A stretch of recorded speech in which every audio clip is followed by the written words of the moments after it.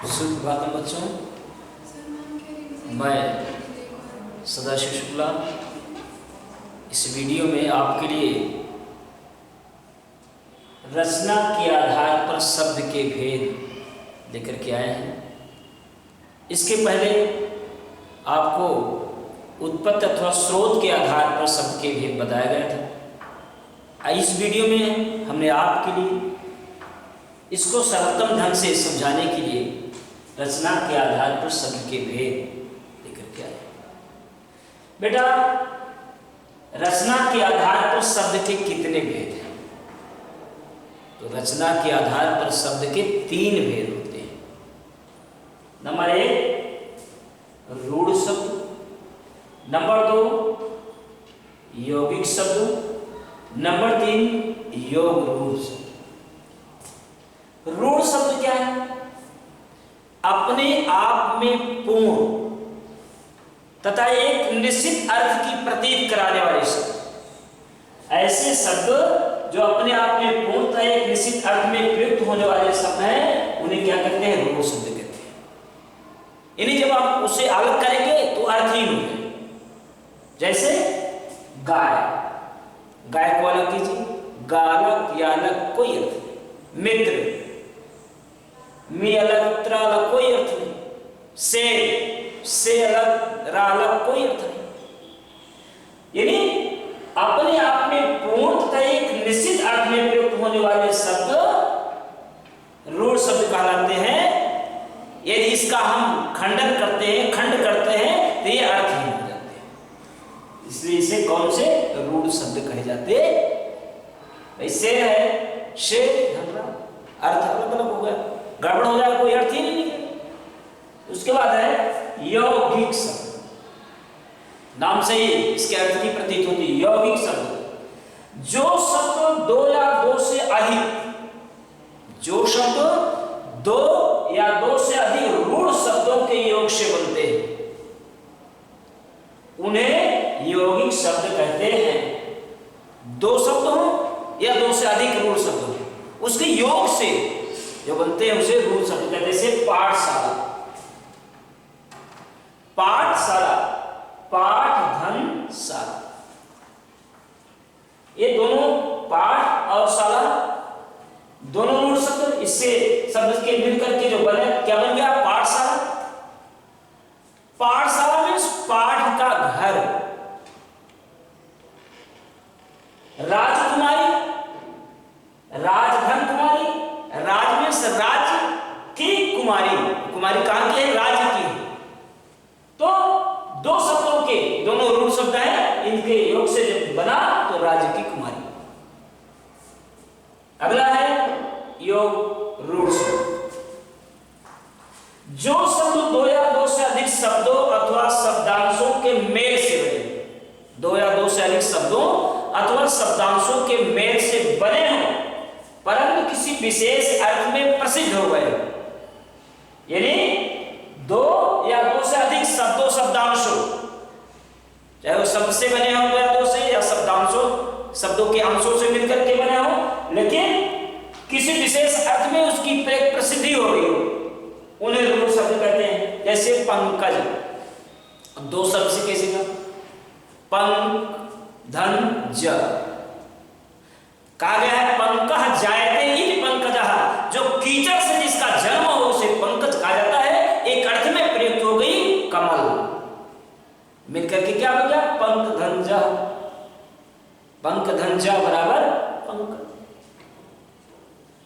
शब्द में समास में इसको लिया जाता है। पंकः जायते ही पंकजः, जिसका जन्म कीचड़ में हुआ, एक अलग अर्थ की प्रतीक पंकज अर्थात कमल। दशानन, 10 धन आनंद, 2 शब्दों शब्दांश, लेकिन विशेष अर्थ की प्रसिद्ध हो गई। दशः आननः यस्सः दशाननः, यानी 10 है आनंद, जिसके अर्थात विशेष अर्थ में क्या हो गया? दशानन, यानी रावण, एक विशेष अर्थ निकल गया। हिमालय नाम ही है, हिमालय, हिम धन आलय, हिम मीन्स बर्फ, आलय मीन्स घर, जो बर्फ का घर हो। अर्थात हिमालय ऐसा है जो हमेशा स्थिर रहने वाला है। विशेष शब्द क्या है? हमेशा स्थिर रहने वाला। हिमकाल, हिमालय बन गए कलर। तो कहने का तात्पर्य जो शब्दों या दो से अधिक शब्दों शब्दांशों के योग से मिलकर के बने हो, लेकिन वो किसी विशेष अर्थ में उसकी प्रसिद्धि हो, उन्हें योग रूढ़ शब्द कहते हैं, जैसे पंकज, दशानन और हिमालय। इसके बाद आते हैं तो हो गया रचना के आधार पर शब्द के 3 भेद। अब है प्रयोग के आधार पर। प्रयोग के आधार पर शब्द के कितने भेद होते हैं? 2 भेद होते हैं। नंबर 1 विकारी शब्द, नंबर 2 अविकारी शब्द। विकारी शब्द क्या है? जो शब्द लिंग, वचन, कारक तथा काल के प्रयोग के आधार पर परिवर्तित हो जाते हैं। लिंग के आधार पर जिनका हम परिवर्तन कर देते हैं, वचन के आधार पर जिनका हम परिवर्तन कर देते हैं, काल के आधार पर जिनका हम परिवर्तन कर देते हैं, कारक के आधार पर जिनका हम परिवर्तन कर देते हैं, यानी जिसमें परिवर्तन हो जाता है लिंग, वचन, कारक और काल के आधार पर, उसे हम विकारी शब्द कहते हैं। कैसे परिवर्तन हो गया? लड़का क्या हो गया? लड़के। लड़का एक वचन, वचन के आधार पर होता है लड़के।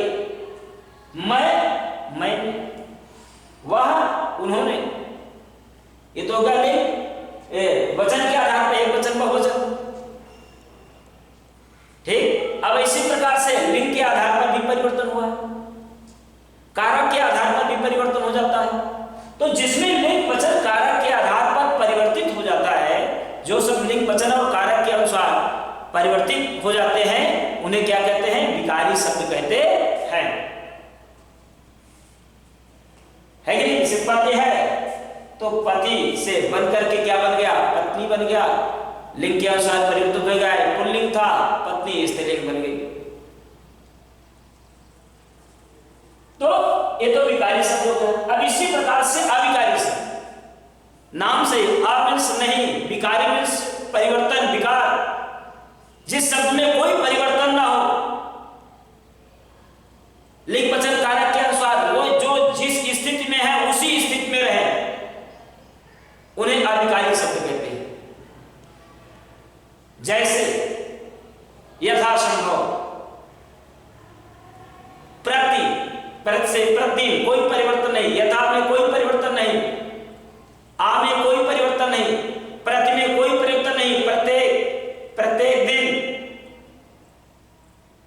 तो इस प्रकार से ऐसे शब्द हैं जिसमें कोई परिवर्तन नहीं होता है, उन्हें अविकारी, जिसमें विकारी शब्द में परिवर्तन, अविकारी शब्द जिसमें कोई परिवर्तन नहीं होता है, उन्हें अविकारी शब्द या अव्यय कहा जाता है। आ मीन्स नहीं, व्या मीन्स नष्ट, जो नष्टी ना हो, जो जैसे हैं यथा स्थिति में रहे, उन्हें अविकारी या अव्यय शब्द कहा जाता है।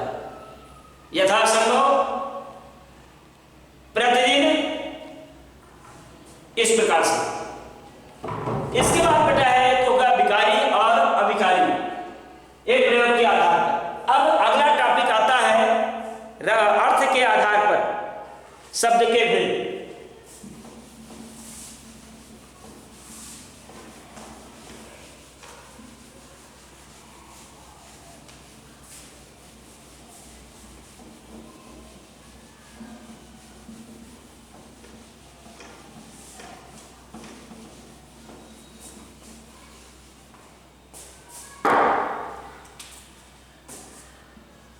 अर्थ के आधार पर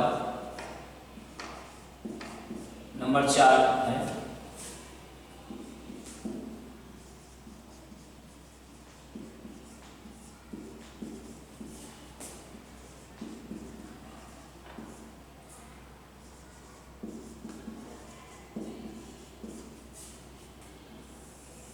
अभी तक था रचना के आधार पर शब्द के कितने भेद होते हैं, प्रयोग के आधार पर शब्द के कितने भेद होते हैं। अब है अर्थ के आधार पर शब्द के कितने भेद होते हैं। तो अर्थ के आधार पर शब्द के 4 भेद होते हैं।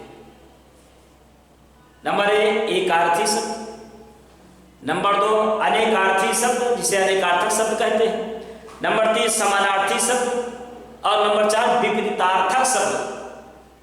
अब सबसे पहले एकार्थी या एकार्थक शब्द।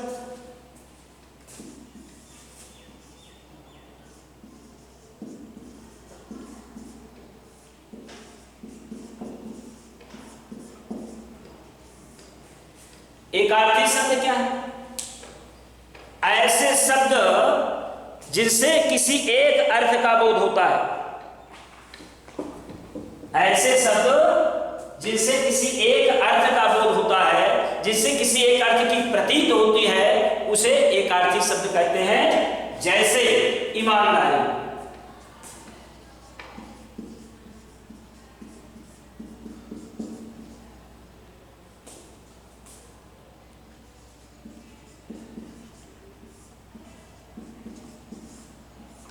ईमानदारी। ईमानदारी एक ऐसा शब्द है जिसमें ईमानदारी से केवल ईमानदारी रूपी अर्थों का बोध हो रहा है। ऐसे है पुस्तक, केवल एक अर्थ का, पुस्तक से ही बोध होगा, पुस्तक।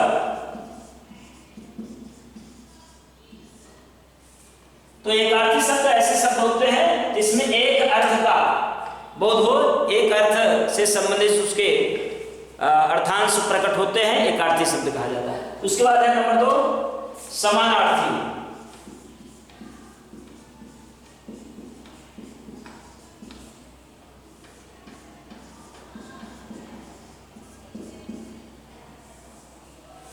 इन्हें पर्यायवाची शब्द भी कहा जाता है। समान, एक समान अर्थ की प्रतीत कराने वाले शब्द समानार्थी शब्द कहलाते हैं। ऐसे शब्द जिससे एक समान अर्थ की प्रतीत होती है, जैसे अग्नि, अनल, पावक, हुतासन। एक समान, अग्नि का एक समान रूप, अनल भी है, अनिल नहीं, अनिल हवा हो जाए, अनल फिर पावक फिर हुतासन, एक समान अर्थ की प्रतीत होती है। ऐसे इन्हें पर्यायवाची शब्द भी कहते हैं। ऐसे शब्द जिनसे एक समान अर्थ की प्रतीत हो उन्हें समानार्थी या पर्यायवाची शब्द कहते हैं। जैसे अग्नि का अनल, पावक और हुतासन। इसी प्रकार से जल, तो शरीर, वायु, तोल, ऐसे घर, सदन, निकेतन,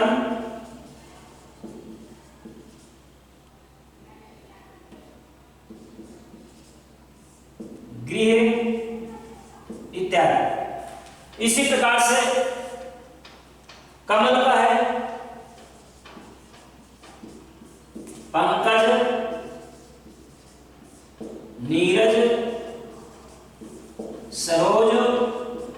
ये सब क्या है? एक समान अर्थ की प्रतीत कराने वाले शब्द हैं।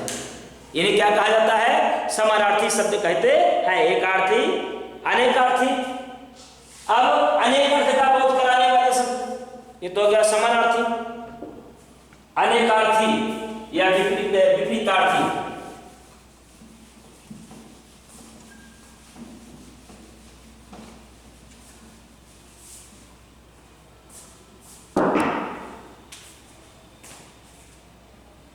नंबर 3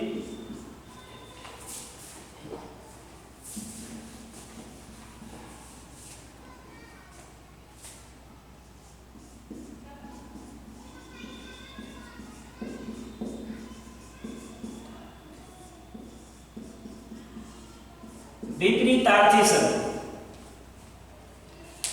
ऐसे शब्द जो विपरीत अर्थ का बोध कराए। ऐसे शब्द जिससे विपरीत अर्थ का बोध होता है उसे विपरीतार्थी या विपरीतार्थक शब्द कहा जाता है। जैसे अग्रज, अनुज,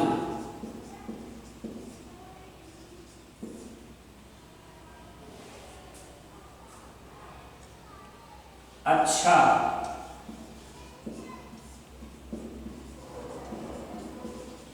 खराब, ऊंच, नीच।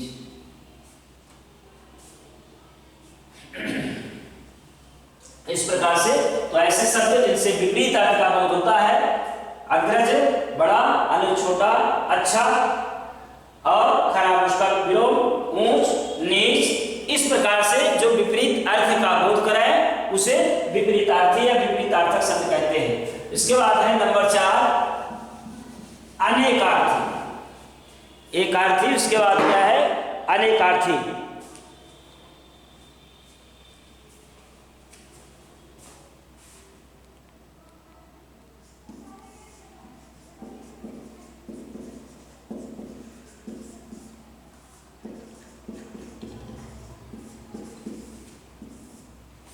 अनेकार्थी शब्द क्या है? अनेकार्थी शब्द वह शब्द होते हैं जिससे अनेक अर्थ का बोध होता है, एक अर्थ नहीं, उसी से अनेक अर्थ की प्रतीत होती है। शब्द वही है, अर्थ एक नहीं रहेगा, उसके अनेक अर्थ होंगे। जैसे है गुरु,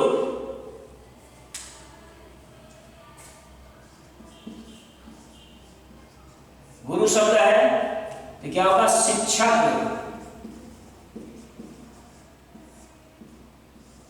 बड़ा शब्द क्या है गुरु, उसके बाद क्या है शिक्षक, फिर क्या है बड़ा।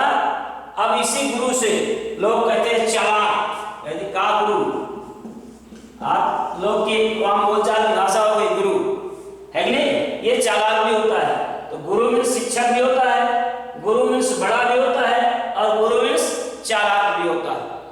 एक शब्द है अनेक अर्थ इसकी प्रतीत होगी। अनेकार्थी, अनेक अर्थ का बोध कराने वाले शब्द अनेकार्थक शब्द कहे जाते हैं। जैसे गुरु से क्या होगा शिक्षक, बड़ा और चालाक। एक लास्ट और एग्जांपल आपको देते हैं अनंत।